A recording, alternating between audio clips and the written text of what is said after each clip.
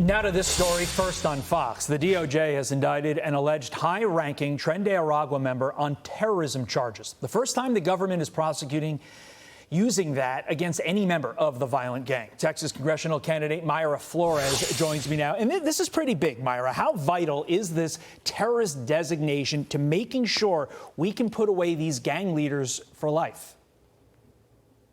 It's a huge win for America, and it's exactly what we voted for.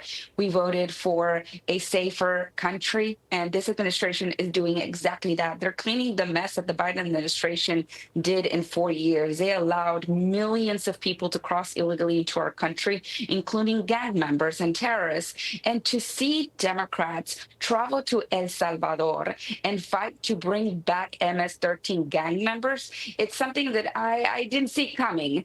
They definitely don't want to win the midterms in 2026 so they can keep on doing these type of stupidities. But we are not going to allow the Democrats to destroy this country and to bring back MS-13 and terrorists into our country. So I'm very happy to see that the Trump administration is doing what they promised to make America safe again. It certainly is an odd strategy by the Democrats. But back to the Trump administration, it's a little surprising to me that no administration has used terrorism charges against these gang members in the past. Are you optimistic that Tren de Aragua will be dismantled during the 4 years of the Trump administration because of moves like this? Absolutely.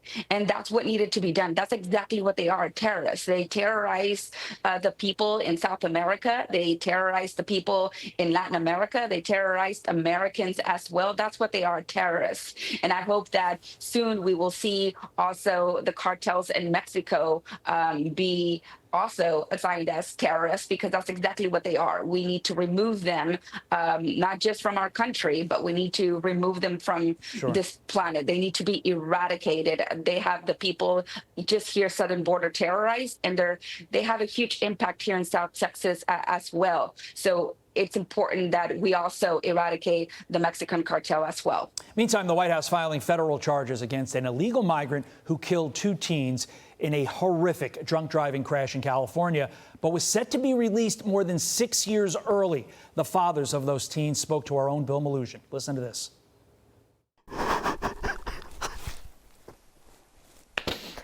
He said, Anya's name. I said, yes, it's my daughter.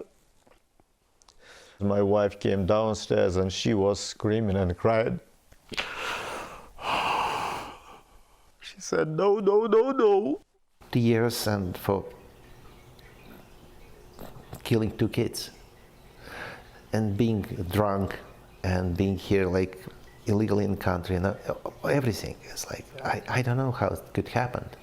Mayra, how can anyone, especially the woke California justice system, listen to those fathers and hear the details of this horrific case and say that killer is somebody we want back out on the streets 6 years sooner? It makes no sense.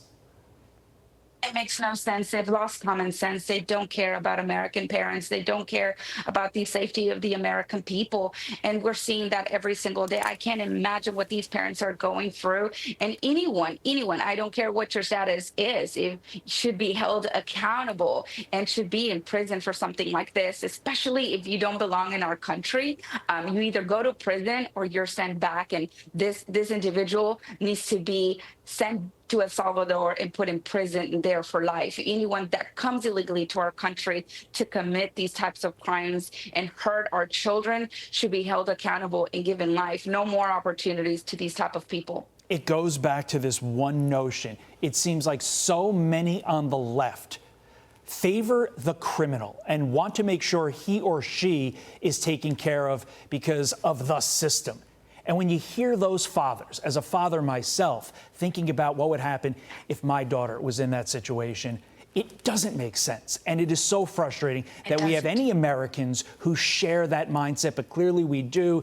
Mayra Flores, we know if you get back to Congress, you will be on the other side of that, fighting for the victims and their rights. Mayra Flores, thank you so much.